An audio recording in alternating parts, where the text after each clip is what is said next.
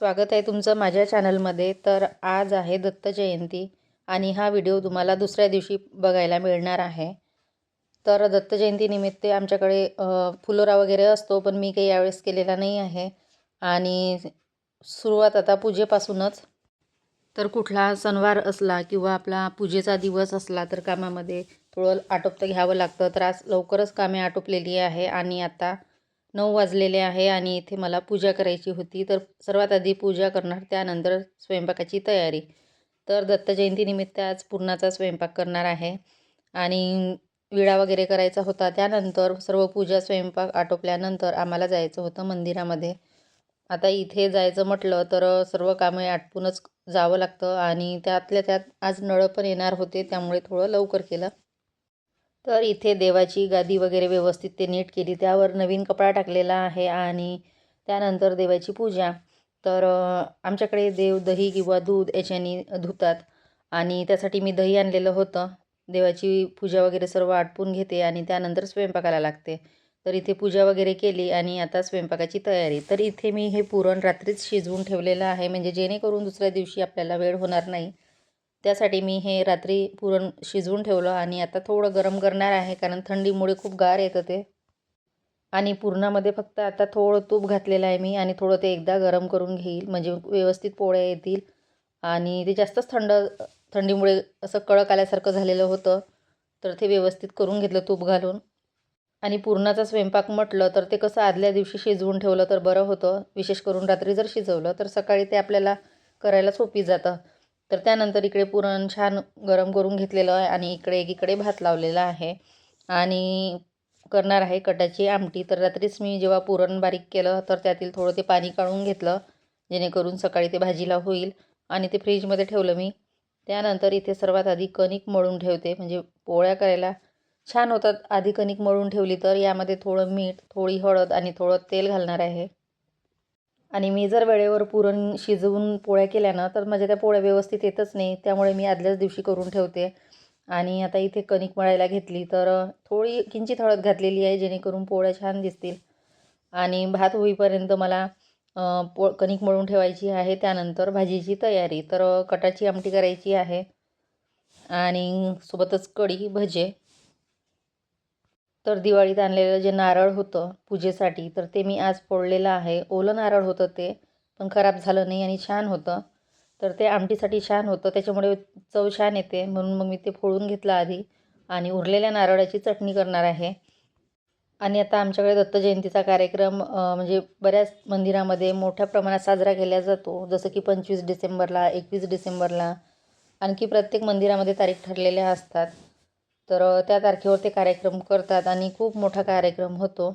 त्यानंतर इथे वाटण्यासाठी घेतलेलं आहे मी ओलं खोबरं, लसूण आणि अद्रक, कोथिंबीर, 2 ते 3 हिरव्या मिरच्या आणि जिरं. तर असं वाटण करणार आहे. कांदा घालायचं विसरले मी त्या वाटणामध्ये, तर कांदा आता वरून थोडाच घालणार आहे अगदी. कारण पेस्ट केली तर छान होतं, नाहीतर मग ते कांदा कांदा दिसतो भाजीमध्ये. तर असो. आणि सणाचा स्वयंपाक म्हटलं तर थोडा वेळच होतो आणि तरी पण मी लवकर लागली आज स्वयंपाकाला, जेणेकरून लवकर कामं आटोपली की मला बाकी इतरही कामं करता येईल. आणि त्यातल्या त्यात नळं पण येणार होते आणि नळाचा वेळ पाहून आम्हाला मग मंदिरामध्ये जाऊन यावं लागत होतं. तर या पद्धतीने मी लवकर आटोपतं घेतलेलं आहे. कारण सकाळी 5ला उठली, सर्व कामे आटपून घेतली आणि त्यानंतर पूजा, स्वयंपाक. तर आता एकीकडे मी इकडे भाजी फोडणी घालणार आहे. भात छोट्या साईडला ठेवलेला आहे आणि मोठ्या गॅसवर कसं लवकर लवकर होतं, त्याच्यामुळे मी या साईडलाच फोडणी वगैरे देते. नंतर त्या साईडला शिजायला ठेवते, भाजी असो किंवा भात असो.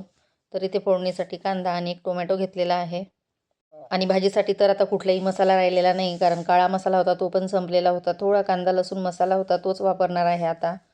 कारण मी ऑनलाईन मसाले बोलावते आणि आता 1 वर्ष झालं मसाले कुठलेही बोलावले नाही. ते आतापर्यंत पुरले मला.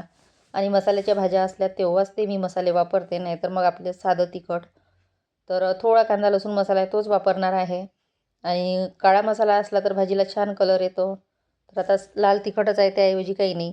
तर इथे छान असा मसाला परतून घेतला तेलामध्ये. त्यामध्ये तिखट, मीठ, हळद आणि थोडा कांदा लसूण मसाला, बाकी कुठलेही मसाले ॲड केले नाही. नंतर टोमॅटो आणि आता हे थोडं पाणी घालून 5 मिनटं छान तेल सुटेपर्यंत ते परतून घेणार आहे. त्यानंतरच यामध्ये जे आपलं हे पाणी आहे याचं पुरणाचं ते त्यामध्ये ॲड करणार आहे. याला कट म्हणतात तेच. तर त्यामुळे कसं थोडं तेलामध्ये तेल सुटेपर्यंत मसाला परतून घेतला तर भाजीला छान कलर येतो आणि जास्त घट्ट पण नाही, जास्त पातळ पण नाही, अशा पद्धतीने करत असते. आणि आता हे 10 मिनटं छान अशी उकळी येऊ देणार म्हणजे आपली भाजी तयार. कटाची आमटी किंवा सार म्हणतात याला. आता तुमच्याकडे काय म्हणतात नक्कीच कमेंटमध्ये सांगा. तर इथे भाजी फोडणी दिली आणि त्यानंतर बघू शकता छान अशी उकळी आलेली आहे. परत आता हे कमी फ्लेमवर 10 मिनटं मी याला छान उकळी येऊ देणार. त्यानंतर आपली भाजी तयार. तर इकडे आता कढीसाठी तयारी. तर इथे मिरच्या चिरून घेतलेल्या आहे आणि लसूण. आणि आमच्याकडे कटाची आमटी ही सर्वांना आवडते, विशेष करून भातासोबत. तर भात जास्तच करते त्या दिवशी मी आणि आमटी पण बऱ्यापैकी करते. म्हणजे दोन्ही वेळ पुरेल अशा पद्धतीने करते ते. त्यानंतर इकडे कढी फोडणी घालायची होती. तर कढीसाठी दही मी मिक्सरमध्ये बारीक करून घेतलं. त्यामध्ये 1 चम्मच बेसन घातलं आणि दही.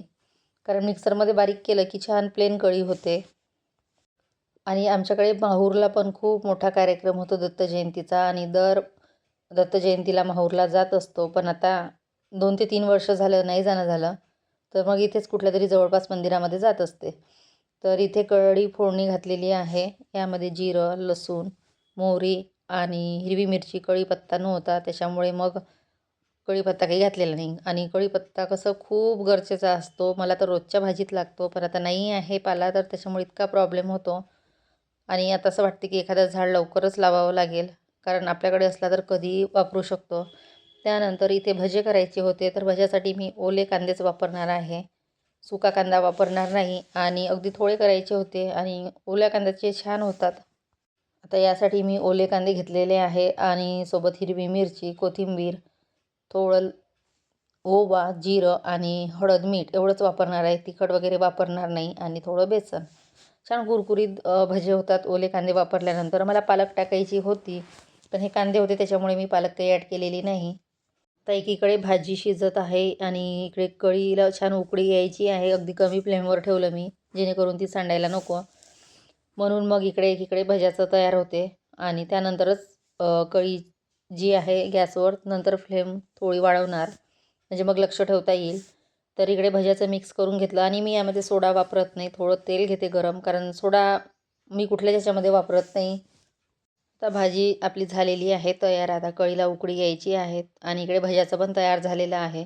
बस आता गरम भजे करायचे आणि पोळ्या करायला घ्यायच्या. आणि पोळ्या काही जास्त करायच्या नाही, 3 ते 4 करणार मी आणि बाकीचं पुरण तसंच फ्रीजमध्ये ठेवून देते, जेणेकरून दुसऱ्या दिवशी परत ताज्या करता येईल.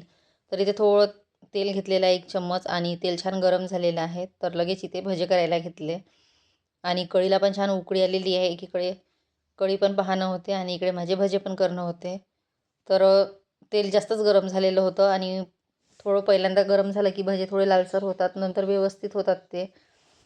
आणि हे शेंगदाण्याचं तेल आहे त्यामुळे फेस येतोच या तेलाला. तर इथे अशा पद्धतीने छान गरम गरम करून घेतलेले आहे आणि गरमच भजे खायला छान वाटतात. थंड झाले की कोणी खात नाही, त्याच्यामुळे मग मी ते वेळेवरच करते. आणि हिरव्या कांद्याच्या पातीचे केले तर खूपच छान लागतात खायला आणि चव पण छान येते. आणि सुका कांदा नाही वापरायचा याच्यामध्ये, हिरव्या कांद्याचेच वापरायचे, जास्तीत जास्त वापरायचा. म्हणजे छान कुरकुरीत पण होतात आणि खायला पण छान लागतात. आणि तिखट वगैरे अजिबात वापरायचं नाही. थोड्या हिरव्या मिरच्या किंवा पेस्ट करून वापरली तरी चालेल. खरं तर मला वडे करायचे होते, पण मी डाळ भिजत घातलेली नव्हती आणि म्हटलं आता वेळेवर होणार नाही, त्याच्यामुळे मग भजेच केले. तर असो, इथे पुरण करायचं होतं तर इथे तूप थोडं गोठलेलं होतं, मी ते तव्यावर ठेवलं गरम करायला आणि इथे पुरणाचे 4 गोळे करून घेतले. कारण काय होतं की मग कणिक जे असते भिजू मळलेली, साध्या पोळ्या करायच्या असतात तर त्या थोड्या गोड गोड वाटतात जर पुरणाचा हात लागला तर. म्हणून मग मी आधीच गोळे करून ठेवते, मला जितक्या पोळ्या करायच्या आहे तितक्या, आणि नंतरच कणकीचा गोळा करून त्यामध्ये ॲड करत असते. नाहीतर मग ते पुरणाला सर्व कणिक पण लागते आणि आपला पुरणाचा हात कणकीला. तर अशा पद्धतीने पुरण छान भरून घेतलेलं आहे आणि थोडं कोरडं बोटाला लावून घेते पीठ, जेणेकरून पुरण हाताला लागायला नको, आणि छान असे लाटून घेते. आता पहिली पोळी व्यवस्थित झाली नाही, बाकीच्या नंतर छान झाल्या. थोडं पोळपाडायला लागलेलं होतं. तर अशा पद्धतीने पुरणपोळ्या वगैरे करून घेतलेल्या आहे आणि आता देवाला उपवास दाखवायचा होता. तर 3-4 पोळ्या केल्या मी. पहिली थोडी जाड झाली, त्यानंतर पोळ्या छान व्यवस्थित झालेल्या. कारण पुरण गरम केलं ना त्यामुळे थोडं ते नरम आले होतं, त्याच्यामुळे ते लगेच हाताला लागायचं. तर ते लाटताना थोडं पोळीच्या बाहेर निघालं. तर असो अशा पद्धतीने छान अशा पुरणपोळ्या करून घेतलेल्या आहे. आणि माझी मुलगी, तिला तर अजिबात पुरणपोळी आवडत नाही. मग आम्ही दोघेच आहे खाणारे, तरी मी एक्स्ट्रा केली एक आणि आज तिने आवडीने खाल्ली. सहसा तर खात नाही. तर अशा पद्धतीने माझा आजचा स्वयंपाक होता. चला भेटूया नेक्स्ट व्हिडिओमध्ये. Bye bye.